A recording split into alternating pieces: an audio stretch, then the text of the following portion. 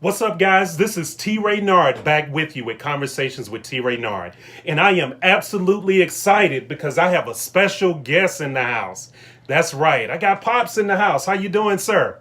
Just fine, just fine. It's a Good. good day. Oh, it's a good day, right? Good day. I tell you what, any day that you wake up above ground is a good day, right? There you go. Been able to wake up and also get up in our right mind. All right, that's right. I remember you used to tell me all the time that you know what, everybody wants to meet Jesus, but nobody wants to die. That is exactly right. We all say, of course, is that we want to go to heaven, but no one says, I'm ready to go. That's right. That's right. But guess what? You know, when he calls you, you don't have a choice. That's right. I'll be ready. So will you. That's right. That's right. Well, man, I tell you what, this I thank you so much for joining us today. You know, I think it was just very important for you to be a part of this show because I'm talking about, growing up and raising young black men in this day and time. And so, if I don't say so myself, you raised like a phenomenal black man in myself. And so I felt that it would be nice to share with some of the people, basically some of your values and foundational things that you think is important in raising children today. But before we get to that, man, tell us a little bit about you. Now, you grew up where? I was born and reared in Quitman, Brooks County, Georgia. And of course, within a year, of course, my family moved to Dixie, Georgia, which is about 5 miles, say, west of Quitman in the country. So therefore, of course, then my elementary, middle age, and teenage school years was spent on the farm. So, okay, so when you say on the farm, you mean like actually picking cotton and peas and all that? Actually planting cotton, planting peas, picking peas, and so forth. So we did all of that. Tobacco, we set out tobacco, we cooked tobacco, we did all of that. Raise cows, hogs, all of that. So you just name it, of course, and that's what we did because that was our way of living, and of course, then that's our main source of income. So our parents, was farmers. So therefore, all of the 10 kids had to fall in and help out, with this farm. 10 kids. 10 kids. Man, how y'all get fed, man? Because I know with my kids, man, it's hard enough to feed them. That's the reason that we was on the farm. We grew our, vegetable. We grew our, bread, and we grew our meat and so forth. So all of that was processed through our, farm and off our farm, which was the vegetables that we have today. Of course, is that we purchased those, but we don't know where they're coming from. But Right. of course, when we was on the farm, we knew, all about what went into that, product. It was interesting. I remember you sharing with me that a lot of times at the beginning of the school year, that you and your siblings could not go to school because you were busy harvesting crops. How was that viewed by some of the educators in the area? Well, you're so right. Many years, especially in high school, we had to, first of all, of course, we were late, starting school. When school had started, maybe 1 to 2 weeks at time, sometimes, of course, before we even, went back to school. And once that happened, of course, when we did go back, we drove to school, meaning that, of course, we worked that morning prior to going to school, and we drove to school, and before school was out, we returned because we had so much work to do, and that was our only source of income. Our teachers and etc. Of course did not agree with that, but of course then they ran the school, and my father told the principal one day, says, Mr. Marshall, you run the school, but I run my own kids. So therefore, of course, is that I will send them to school whenever we get our resources taken care of. Wow, wow. And I would imagine that. Let me just Oh, add sure. this, of course, while it's on my mind. That doesn't mean that, of course, my father and my mother were not, about education. That's one of the things, of course, is that they stress, to us is make sure that we got an education. We went to school part-time, I'll put it in that fashion, of course, but we had a full-time learning, because if we didn't, learn and make those grades, of course, we knew what would happen to us, and this sort of thing. So they were very, very adamant about, getting a good education. So speaking of education, so you actually went to a one-room schoolhouse? We started out at the Crossroad Elementary School, which was only about a fourth of a mile or half a mile from my home. So therefore, of course, then I had to walk to school, of course, and many mornings when I did walk, my shoes, of course, at the bottom, of course, was had a hole in them. And I recall many times, of course, my father had to take some wire and patch up our shoes to ensure, of course, is that our feet will not be sticking out of our shoes. But yes, I went to a three-room school, and there were five different grade levels in that particular school, but we all had to learn what was being taught to us at that time. So now you told me an interesting story that once you had gotten to the point where you had completed high school, that initially, college was not on your radar, but you found your way to the great Albany State. You mind sharing that with us? Yes, let me just say, of course, all of my years, my younger years, I always was very, adamant about doing something, making a better life for myself, because that's what our parents always told us, that I want you all to do better than we have done. So they provided, that avenue for us to do that. So when I was in high school, of course, I didn't anticipate going to college. However, of course, is that this was during the Vietnam War and so forth. So when I went down, I was called down to be examined for anticipating going to the military. And what happened was, at the same time, I put in I guess an application to go to school at Albany State, because I wanted to further my education at the time, because I felt that education would be better for me to go to college rather than go to the military.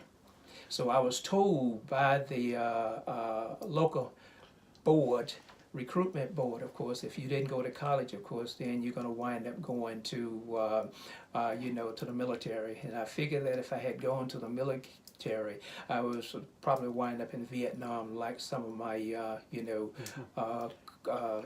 co-workers and so forth. Not co-workers, but school mates and so forth.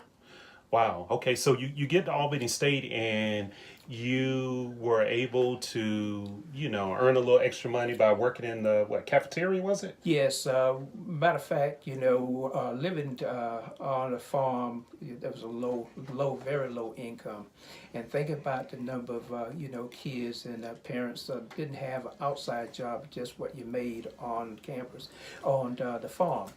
Well, I attended Albany State, and of course, I had a brother also to attend Fort Valley State. With matter of fact, a day apart, so we both was in school at the same time, and my parents didn't know how that we were going to make it. So of course, then by the grace of God, of course, is that He always has a plan for us. We don't know, but both of us went to school. He went to Fort Valley, James, and I went to Albany State. Once I got to Albany State, they offered me a job, and I got a job initially driving around, the teachers' kids and so forth. And then subsequent to that, then I was able to get a job at the cafeteria. Mm-hmm. And that was the best thing since sliced bread, is because I was staying off campus. And then working in the cafeteria, I was able to get free meals. So I got my breakfast, got my lunch, and also I got my dinner, at the same time, so which was free. So that helped out a lot. Wow. Wow. I remember you told me this one story. You said that, you were getting close to graduation, but there was I guess a maximum number of courses. You know what story I'm going to relate, right? And yes. Look, hey, statute of limitation is passed, so you can share this. Okay. So share it with the people, if you would, quickly. I've always been, very, adamant about, doing things on time. and always try to figure out in terms of how the best way to do these things. So I was at my senior year. What happened was that I needed this particular course, and this particular course was only taught, say, once a year.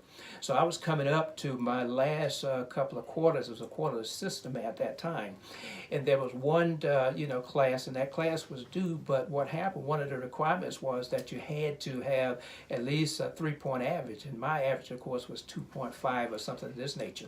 So you had to select your courses that you was going to take and go to your advisor and ask the advisor to sign off on it. So what I did, of course, is that I carried my card there for him to sign, and once he signed it, of course, then I added another course, which was 20 hours, and then you were only allowed to take 15 hours if you didn't have a 3-point average. And so I did that. I passed everything, and so once the quarter ended, then my advisor said, "Well, how did you do that? You don't have a 3-point average, but yet and still you got 20 hours."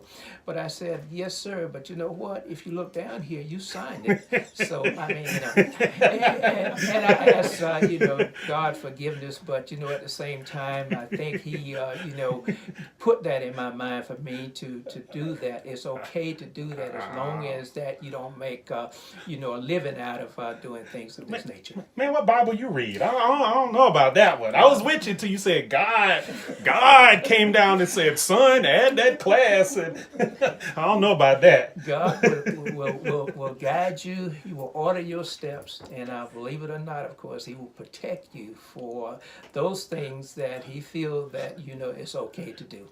It's just like people say that that is something about money, but my thing, of course, is that I think everyone should try to get all the money he or she can. The only thing is that what God said, of course, that the love of money is the sinful part. You know what? This reminded me. I remember one time when I was in college, and I said to you, I said, "Dad, you know what? All my other fellow classmates, they had, gotten a copy of the test the day before. And so they all were passing around the test and they cheated and stuff. But I wanted you to know." I said, "Dad, I didn't cheat. I didn't look at the test." And you said, "Okay, but what'd you get on the test?" I said, "Well, I got a D." And you said, "Son, that's the dumbest thing I ever heard. Like, if they passing around the test, you didn't steal it, then you could at least look at it." I said, "But Dad, I wanted to be honest." You like, "Son, that's dumb. Don't do that again." You remember that? Well, I don't quite remember that, but I do remember that it's best sometimes to cheat than to repeat. But the young generation are not supposed to be hearing this. Man, oh man. But I think we have to analyze each situation, to determine in terms of whether we should do something that we were not taught, to do, like honesty and this sort of thing. But of course, I think it helped me to get where I'm at today. Well, what we're going to do is when we come back, we're going to go to break. But when we come back, we're going to talk about what happens right as you are graduating Albany State. And then the best days of your life begin. You become a father to me. So this is Conversations with TRaynard, and I got my dad with me. So we'll be back in just a moment. What's up, guys? This is TRaynard with Conversations with TRaynard, and I am having an absolute blast. We've gone down memory lane. I'm here with my father as we're talking about raising children in this day and age, and some of the essential things that are necessary in order to raise our kids. And so no better person than, my father to be here. You having fun so far? So far, so good. Okay, awesome. So where we left off, you were you were adding classes to your schedule, but you got to the point where you graduated, but before graduation, you met my mom, right? Yeah, and that was very exciting to me. I can say, of course, I accomplished two things during that summer of 1970 at Albany State University. Albany State College at the time, now it's Albany State University. I wound up, before I got my degree, of course, but I had met all my requirements. I got engaged to my lifelong partner. We've been married 47 years. Ooh. And of course, she's still, with me. Okay, I'm doing the math. I'm 45. Y'all been married 47. Okay, that's good. Okay. Okay. So that summer, I wind up with a ring on my wife's finger, as well as a degree. And I was able, and also I had 3 or 4 offers for jobs and this sort of thing at the time. So, but before you go any further, like, how did you propose? That's what I want to know. Well, my wife tells the story is that what I did, of course, is that I said, hey, let's go downtown to the jewelry store and I'm going to, what she got there, I said, do you want this ring? And this Really? sort of thing. Yeah, but I think it was a little more, hopefully, it was a little more, lovely, if you want to use it, I can't think of the word right now, than that and this sort Yeah. of thing, I mean, I thought you were gonna tell me like you sang a Sam Cooke song or. No, she knew I couldn't sing, so I didn't want to, to bore her with that. But no, that was very, it was a real nice, period of time during my life. So, but I guess the key though is a lot of us we get caught up in how we propose and all of that, all this song and dance, and but at the end of the day, none of that guarantees that you're going to have a sustainable, lasting relationship. At the end of the day, it's all about being sincere and coming from the heart. And that's a very good point what you made there. Of course, I don't look back in terms of what I failed to do in terms of proposing. What I look at, of course, that what I have done to ensure that we keep our family together. Not only my wife, but also my daughter and my son, and also my grandkids and so forth. It's very, very imperative that you lead by example, and that's what I always try to do. I could say, of course, Tim, you do this, or Derek, or you do that, but the most important thing, of course, is that I have to lead by example. So with that, in becoming, you got married. I know y'all moved to Connecticut, and then you eventually, relocated here in Atlanta, Georgia. So when you found out that you all were pregnant, then now I guess back then you couldn't determine the sex. So you didn't know I was a boy until after I was born. But just what were some of your thoughts leading up to your firstborn child? Yeah, well, that was 3 years after we got married. We 2 got years. married in 1971, and of course, you were born in '73, so that's 2 years that after we got married and so forth. We had an opportunity to plan, for a family and so forth. We just didn't jump off the boat and say we're going to have a family. So a lot of things that you have to consider before you have kids. I mean, you have to be financially, stable. You have to be mentally, stable. So I thought both of us possessed those two, qualities, and there are other qualities as well. The other thing too is that we wanted to get back to Atlanta. The intent was to live in Atlanta, and that was my goal even when I was picking cotton, is to leave South Georgia and go to Atlanta, because I had heard that a lot of opportunities were available for black individuals. Back then, of course, is that we were a minority, or a very few in various offices, setting, and so forth. So that was the thing, is to get back to Atlanta. So Marita, my wife, of course, came to Connecticut and joined me, and we subsequently, within a year, came back to Atlanta. We've been back to when we've been in Atlanta ever since. So were you at all kind of, I know you had done all the planning, and there's a famous literary quote that says, the best laid plans of mice and men sometimes go awry. So with the planning and all of that, when it finally happened, like what were your feelings? What were your thoughts, especially when you found out that it was a boy?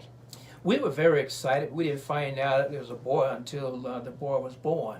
Mm-hmm. But, leading up to that, of course, then we felt real good, because my wife, was financially, she had a job, I had a job, and this sort of thing. So we felt that, of course, is that we will not be on welfare, for these years and stuff like that. So I think planning is very, very important. And the second thing, of course, is that make sure that, both husband and wife, this is what what, both want rather than just one out of the two. Now, is it true or is this part of folklore that you used to wash my dirty diapers in the toilet? Yes, but I didn't think that we were going to, to talk about our what laundry, dirty laundry. Hey, it's out there now, bro. But back then, of course, then yes, we had diapers, and these were cloth diapers. They were not Pampers and this sort of thing because we couldn't afford it. So what happened is that, as Tim mentioned, of course, and I thought this was, I didn't realize it was an X-rated, R-rated conversation. But yeah, what we did, we had to dump, the waste in the toilet stool, and of course it was flushed down, and then we put it in the washer. So you can literally say that you've been dealing with my S all your life, huh? Well, well, that was the intent before we even had a family. When I say a family, kids and this other thing, we want to make sure, of course, is that everything was stable, and until we leave this earth, we will be in contact with those individuals. When I say those individuals, they, the kids that we had and stuff, well, have really. So we wanted to make sure, of course, is that everything was in order. Okay. So in raising kids, was there one thing in particular that you said, you know what, not that I feel my parents failed in this particular area, but there's going to be one point of emphasis that I want to make sure of when I raise my own children? Well, I think the key here is that, number one, of course, is that you have to lead by example. Okay? You can't tell your child, don't go to the club, and then, of course, you go. So I think you have to show your kids that, this is what we are talking about. I lead by, example. The other thing, of course, is that I think that, when we look at our kids, we always want them to have the best, not to be spoiled, but a healthy and a happy, life. And that is, of course, that you have to have a happy family life, and then you have to have jobs that will pay, bring in the financial income. If not, my dad always said, of course, son, if you don't work, you'll steal. And I actually believe that too. And so, my thing is that, you work for your living. If you ask God to guide you and give you these things, of course, it will fall upon you. Well, so, that brings up an excellent point. I think sometimes as parents, and I know if you felt this way, you speak of, the holes in the shoes and the sometimes going without of some of the material things. Do you feel that sometimes as parents, we kind of, because we want our kids to have better than us, that in a sense that we're spoiling them, or we're giving them a sense of entitlement, so therefore they're not going to be as hungry as, let's say, you were growing up? Well, that's a very good point. I never believed in giving my kids everything that they wanted. Of course, I do believe in giving them some of the things that they wanted and want. The other thing, of course, that the most important thing to me, of course, is that I give the kids what they need, not necessarily everything that they want, because I really think that they need something to strive for themselves. Right. My parents were unable to get a lot of things for us, and I appreciate that, because I feel better by being able to say, of course, that this is what we accomplished. When I say we, my wife and I, accomplished, and this sort of thing. Well, what we're going to do is we're going to take a break, and when we come back, we're going to just going to talk about what is it like in raising me, okay, being my father growing up, and also too definitely want to tap into any advice that you have for any of the single mothers out here who are looking to raise strong, young black men. So we'll talk about that when we get back, guys. This is Conversations with TRaynard. I'll be right back. What's up, guys? This is TRaynard with Conversations with TRaynard, and I tell you, we're sitting here chopping it up with my dad, and we're talking about the raising of young men and women, and some of the essential fundamental things that are necessary in doing so. So let's get to some fun stuff, Dad. Let's get to some fun stuff, okay? So what was it like raising me? Okay. Now, but before you answer that, I'm gonna give you a chance to think about it.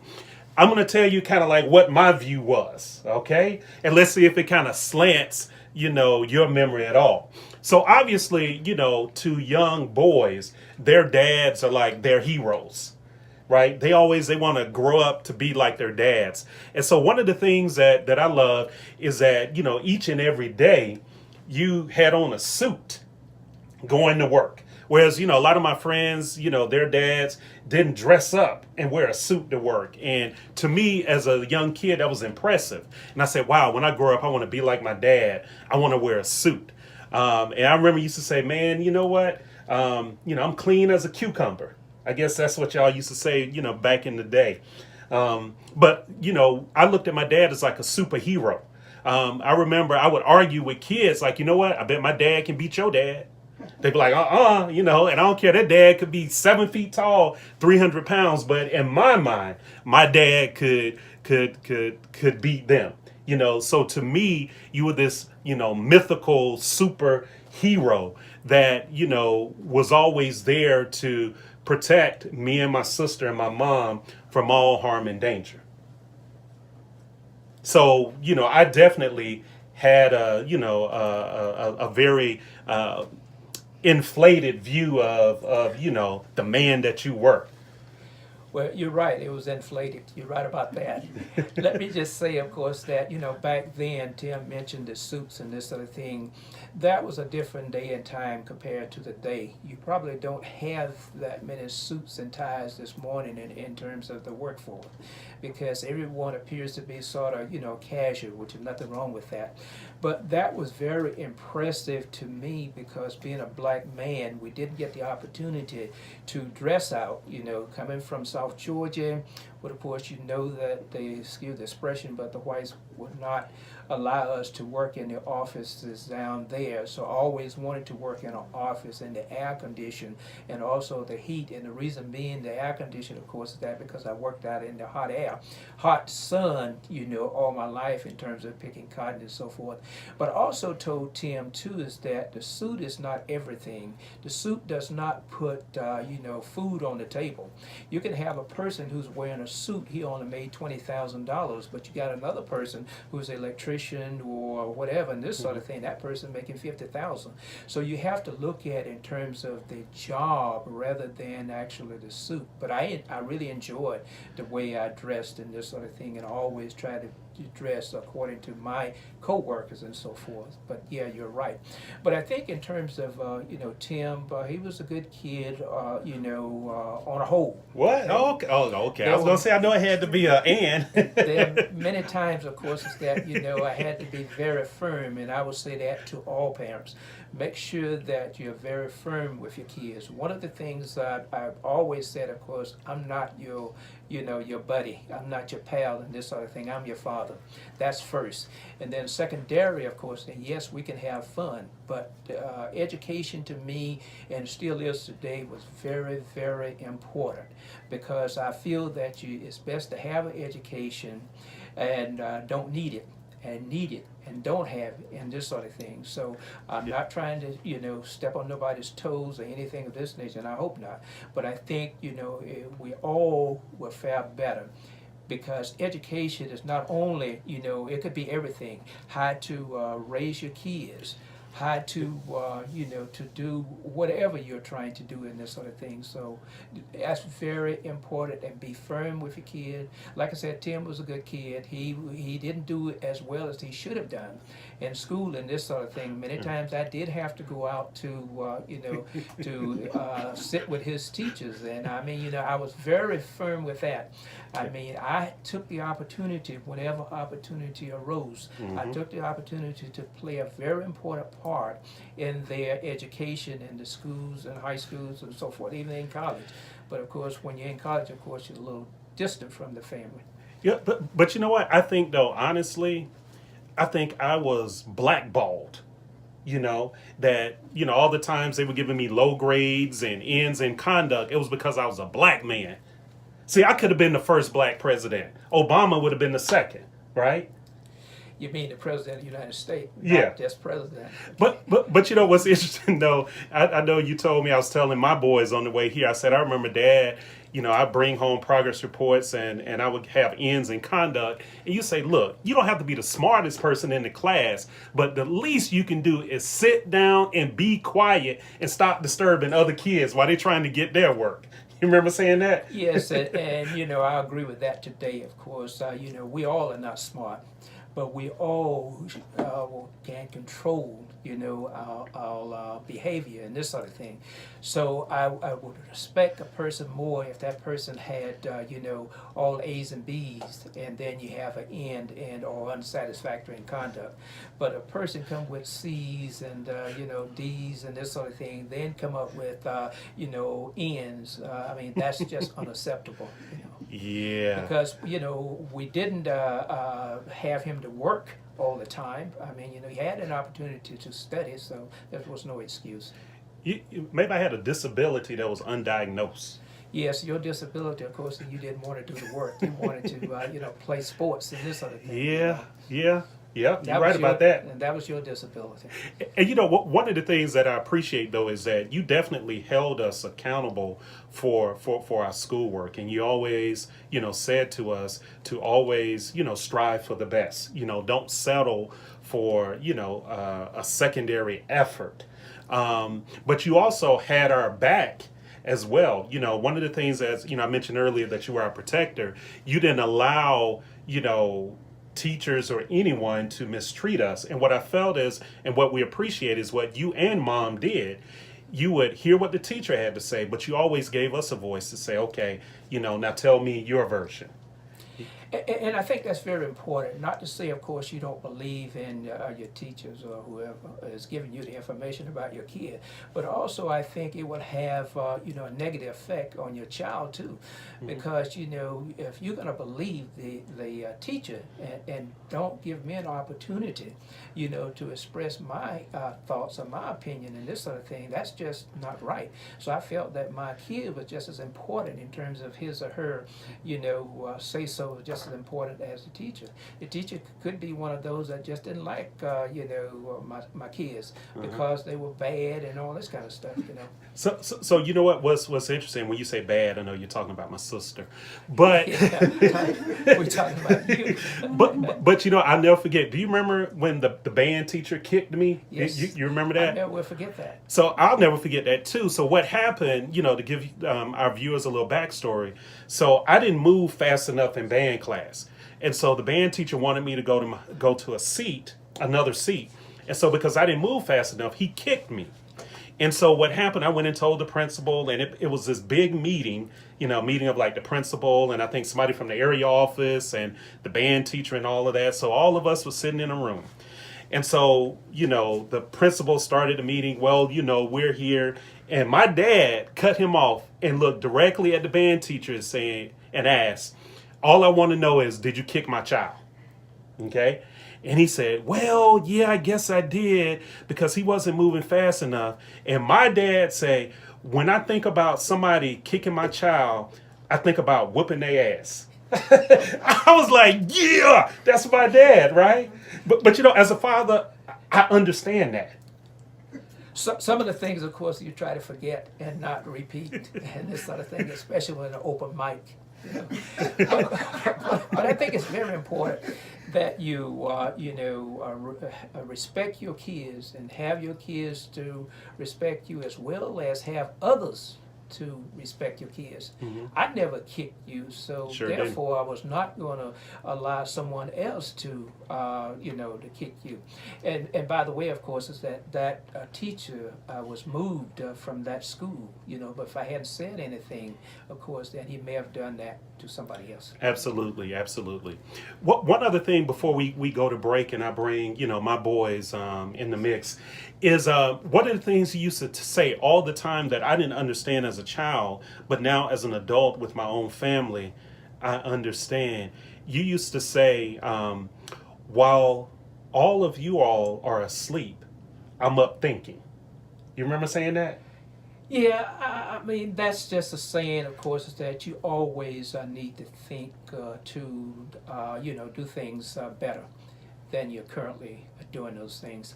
I always think, even today, in terms of we've made a lot of progress, but we still have, a lot to go. So my dad always said, and my mom, but the reason I emphasize on my dad mostly because my mom died at an early age. And of course, I knew more about, my dad. But one of the things that he always says to son, when you're through learning, or when you're through doing, you're through. Meaning that, of course, is that you're dead. There's nothing else, that you can learn. But yeah, we always need to think. We never should go into, a mode of not thinking. Thinking about something because Right. thinking is education. Definitely. Well, I tell you what we're going to do is we're going to hit a break and I'm going to bring the boys in. We're going to give you a little rest, but we're going to bring you back at the end, all right? So, this is not too bad, is it? Oh, okay. No, it's not too bad. Okay. Okay. All right. Well, guys, this is Conversations with TRaynard. We'll be back in a moment. What's up, guys? This is Conversations with TRaynard, and I tell you what, we've had some amazing segments with me and my dad. We're talking about, the raising of young men today, and he kind of gave you a little background on his upbringing, and then also his fatherhood and raising, me. So I have my two boys with me today. And so I have three kids total. So I have, my oldest, Jalen, who's on the end there. You don't say anything, Jalen? Hi. Okay. Then we got my 12-year-old, Cameron. What's up, Cam? Not too much. All right. So guys, just kind of tell us a little bit, about yourself. Jalen, so what's up now? You are 17. What's going on with you? I'm a senior in high school. About to graduate. What do you work? Okay. What are some of the things that you enjoy doing? I like to read. I like to write. I like to play chess. Oh, you play chess. Yeah. Okay, so while the rest of us playing checkers, you playing chess. Yeah, I guess so. Okay. I don't know if you noticed or not, but when you were in the second grade, I signed you up for chess club because I read somewhere that it would help with, your analytical thinking that would assist you in things like mathematics or what have you. And so because that was a weak area of mine, I said I wanted to make sure my son learned how to play chess. And so it seemed to be something that you enjoy and always had visions of, like when I became old, and you were older and you had your own family, you and I could like sit in the park and talk about life and play chess. So you've upheld your end. I don't know how to play, so I guess I better get on it, huh? We can get the I don't want to say the book for dummies. Get the Yeah. yellow book on it. Get Right. YouTube, Google. Hey, absolutely. But see, you know how I roll though. Like anything that I do, I'm a beast. So even though you've been playing chess since you were in the third grade, partner, I might retire you. Okay.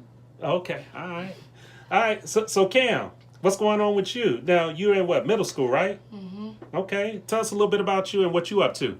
My name is Cameron, and I'm in the 6th grade. Okay. What do you enjoy doing? Sports. Sports. Okay. You got skills? Mm-hmm. Okay. Like what? What's your favorite sport? Either basketball or football. Okay. How does it feel to have a father who not only looks better than you, not only is smarter than you, but can kill y'all on the basketball court? Like, how does that feel? What does that do to your self-esteem? I think you're talking about Jalen. No, I'm talking about you, homeboy. Actually, I'm addressing the both of you, Well, sometimes when I lose, I get upset. right?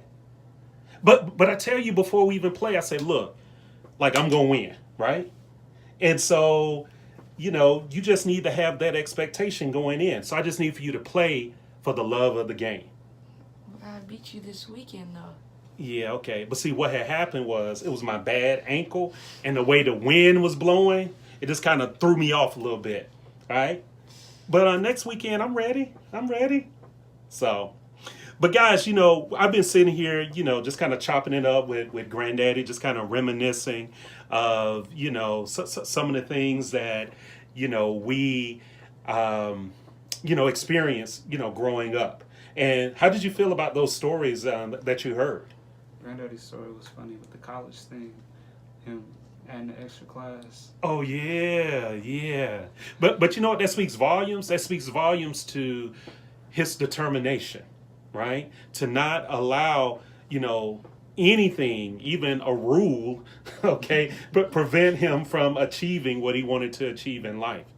You know, to him, it was that important to go ahead and graduate and to, you know, get out on time.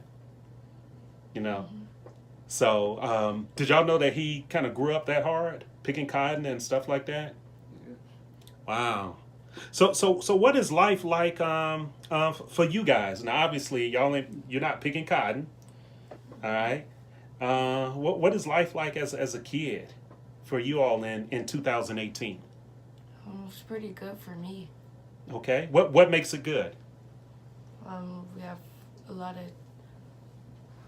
Mostly for me, I don't have to really anything to complain about, and I get most of the stuff I want without being spoiled. Okay, okay, all right. What about you, JB? There's goods and bad. Well, ups and downs. There's good and bad things. Okay, such as? On the spot. So, I mean, obviously life isn't too bad for me. Don't have to deal with a lot of stuff other people have to deal with, but obviously everybody goes through stuff, and regardless of where you are in life. Right. Now you guys are aware of, you know, we watch the news and we hear about Trayvon Martin, right, and some of the other senseless killings out there. How does that make you feel, you know, when you're out and about? Do you feel like you are a target? Does it make you feel afraid, or what type of emotion does it stir up in you? Fear. Fear? Okay. Go ahead. Same thing as he said, fear. Fear? What is it that you're afraid of?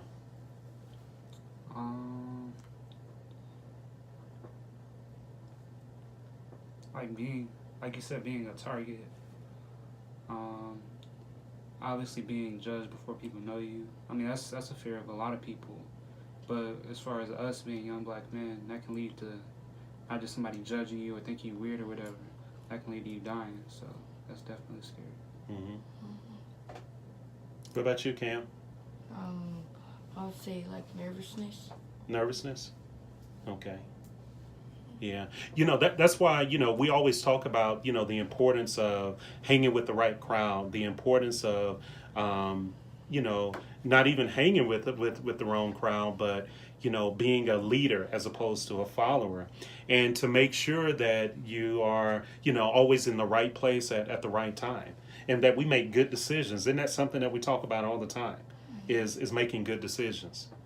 You know, that's definitely something that is very important. Now, you know, I am the love and relationships guy. And so one of the things that I often talk about is that, you know what, one of my regrets up to this point is that I feel like I have not shown my children what a long, loving, lasting relationship looks like. And so, you know, when your mom and I divorced, I think, Cameron, you were very, very young. You may have been 1 year old, I believe. And so you don't remember a time with all of us living in the same house. But Jalen, I believe you were in the third grade, I believe, possibly second grade. Do you remember a time where we all lived in the same house together? Somewhat, yeah. Somewhat? Okay. And Cameron, you don't remember at all, do you? Okay. Do you guys feel that in any way, by not having both parents in the household, do you think it's affected you negatively in any way? No. No, because I get to see both of my, both sides of the family, both sides of my parents, a lot of the time. Right. I remember one time you told me, Cameron, you said, you know, you love the fact that you have two separate birthday parties now, you know, instead of one. And so, you know, that's definitely, you know, in your eyes was a plus. But one of the things that, you know, your mom and I, we said from the very beginning is that even though two adults decided to part ways in the manner of marriage, we were not going to part ways as far as raising our children. And so, that's something that is very, was very important to us. So now I talked to Granddaddy. We kind of shared some similar stories. He kind of, stretched the truth a little bit about me being a bad child or what have you. But do you see some of me in Granddaddy, and maybe some of the things that I say or some of the things that I do? Yes. Okay, Sometimes. like what? I think when you say one less mouth to feed, I think Granddaddy will say that. Yeah, one less mouth to feed. But I told you guys, I say, look, you can get lost if you want to and wander off. If somebody kidnap you, hey, you know what? One less mouth to feed. So yeah, that does sound like Granddaddy. But you know what? A true story, Cameron. I don't know if you remember this or not. You were a little boy, and we all went out to the Falcons training camp. And it's always just a whole bunch of people, and you got lost. As training camp ended, we couldn't find you. And so I remember just being panicked, like, man, what happened to my child? Did someone abduct him? And then I started thinking, man, what am I going to tell your mom? Right? Because she did that particular weekend. She didn't want y'all to come with me because she had something else going on. And I'm like, oh, Cameron, now you really done messed me up because you wind up, you getting lost. But just the panic of one less mouth to feed, even though I say that in jest, in all actuality, that was a very scary moment for me because I can't imagine losing my child. So when I say that, I'm just teasing because you guys definitely add so much value to my life, and I think that's what I'm best at. Being a dad. Not that I do everything perfect, but I try to model being a parent, being a father like my dad. My dad always said, you can do as I say, but also do as I do. My dad is the type that he is a man of his word. My dad is the type where, if he was not at home, then he was out working. He wasn't hanging all out with the fellas and that sort of thing. So I try to measure up to, my dad myself. So any funny stories that y'all want to share regarding, me and being your dad? Not on the spot. Not on the spot. Okay. All right. Okay. Well, anyway, guys, so what we're going to do, we're going to go to break. And when we come back, I'm going to bring Granddaddy back up. But I appreciate you guys joining me for this segment. All right. Mm-hmm. So, guys, this is TRaynard with Conversations with TRaynard. We'll be right back. Guys, I tell you what, this has been an amazing episode with Conversations with TRaynard. And, I brought my dad back as we wrap this thing up. And we're going to ask him to impart some words of wisdom for those of us who are looking for loving, lasting, sustainable relationships. And also those of you who are parents, maybe some words of wisdom that he can impart to help us in the rearing of our children. But before I do that, I want to make sure that you guys know about this amazing event that we're having October 27th right here in the ATL. It's called the Love and Relationships Experience. And starting that morning at 9 a.m. at the Westin Perimeter, we're going to have, two phenomenal workshops. The first workshop is facilitated by Dr. Tabitha Carr, and she's a naturopathic doctor. She's a best-selling author. She's a talk show host and also the founder of Good Girl Chocolate. But she's going to talk to you about weight loss, energy, and hormones and how they affect your relationship. And then I'm going to come up on the tail end and I'm going to talk to you about how to avoid the pitfalls in love and relationships and how to get toxic people out of your life and how to be well on your way to living your best life. And guys, for those of you who sign up for the workshop, then I am offering a free 30-minute coaching session one-on-one with me, TRaynard. And then guess what? The fun is not over. That evening is the experience. And you know how we do it. The love and relationship experience we're having at the Kylan Art Gallery that night starting at 7 o'clock. So it starts at 7 p.m. to 8. It's cocktail hour. And then from 8 until 11 is the discussion. And so this discussion is an all-male panel. And we're going to have a conversation. We're going to talk about love. We're going to talk about relationships. We're going to talk about, what we look for in courting a woman. What are some of the things that turn us off? We're going to talk about a number of different topics. We're also giving away a free trip for two to Cozumel, as well as a free trip for two to the Dominican Republic. So go to TRaynard.com, click on Buy My Ticket, and reserve your spot today. So, Dad, we're about to wrap this up, and come on now, you had fun with this. Let's be real with it, right? Yeah, we had, really fun, and I enjoyed, the conversation and so forth. That didn't sound too convincing. It's like you were struggling for some, should I say some nice words or what? No, I've talked so much, of course, and I got a cold. It's funny. Of course. It's funny. You tell me I talk too much. Yeah. Imagine that. And that is true. No. I think, you know what? If we're talking about Albany State or the federal government, then you talk more than me. Well, the federal government, of course, is that was my, my living. Okay. Albany State, of course, is my foundation Yeah. to go to the federal government. So those two things, of course, is very important, the same as my family. Okay. All right. So if you had some words of wisdom, let's start with the relationship piece, because this is love and relationship. And so there are a lot of people who are listening that are saying, you know what is the key to keeping a marriage or relationship together? If you had to offer one word of wisdom, or I'm not going to say one word, but one thought of wisdom to that, what would it be? Well, you have to, one of the most important things to me, of course, is love. Second thing, of course, is that, you have to trust, each other.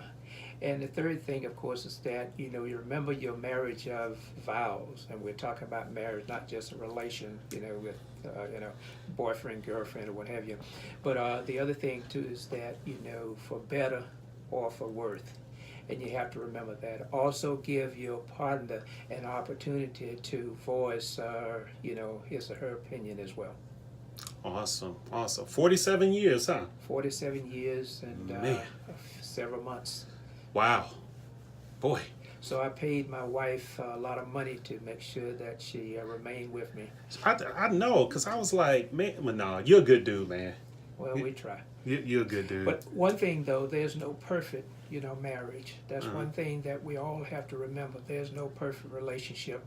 We have to work every day to, to make it work. So it's not an automatic thing, because you have two different personalities.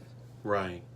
It's interesting. I hear people often say that marriage is perfect, but the people are imperfect. There you go. That's well said.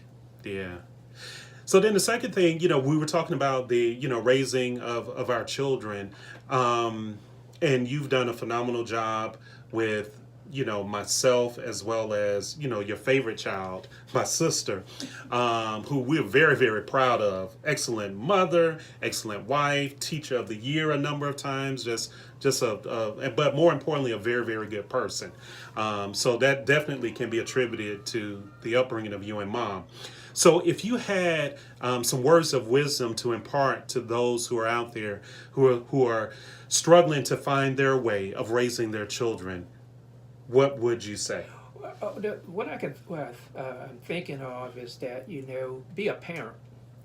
I mean, you can be buddy, but you got to be a parent first. And I think that's very important, because that child is looking and expecting for your guidance. And you, as the parent or as the adult, should be able to lead and guide that individual, rather than, giving in when of course, that is detrimental to that person's health or what have you. We have to look for the future, and don't let the past dictate your future. That's very important. How do you feel when you hear parents, because I know I laugh, when they say, well, I can't make Johnny go to school, and Johnny's 8 years old. well, I can't make him come here. Like that's foreign to me, you know? Well, what I look at, though, of course, I think the government really has, changed things. When you were coming up, of course, you didn't tell this, of course. I had to go out to the school, elementary school, when you're in the third grade, and you had to get a spanking at school because you were acting up.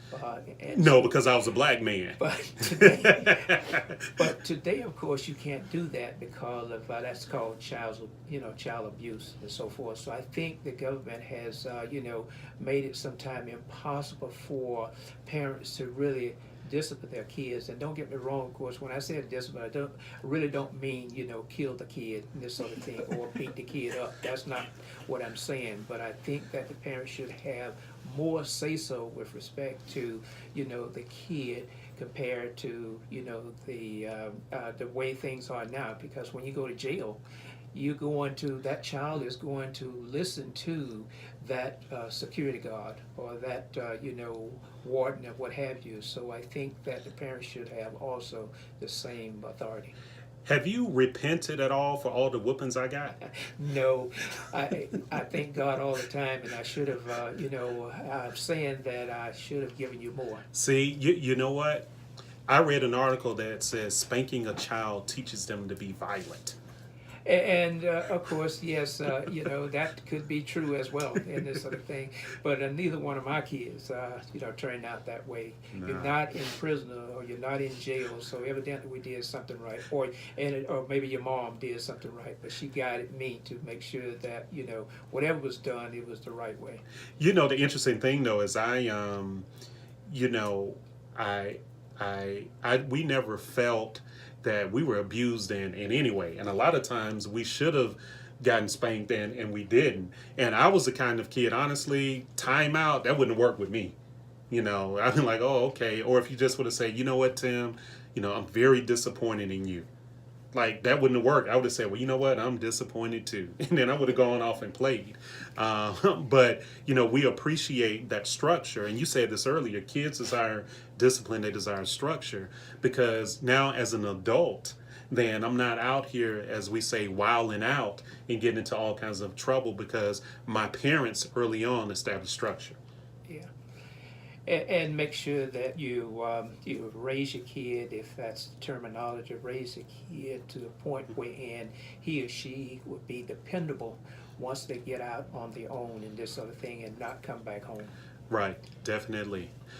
All right, well, hey, man, I definitely appreciate it and had fun. And you coming back next week? No, I'm going to South Georgia next week to pick up pecans. Okay, pick up pecans. All right. Well, hey, I thank you so much, not just for spending this time with me, but also, being an excellent role model for all of us, as being the head of our family. And to, your parenting didn't stop when we reached the age of 18. So even at the age of 45, you're still my dad. You're still somebody I look up to and look to emulate. And, we just appreciate all that you are, not just for me and my sister, but for our kids as well.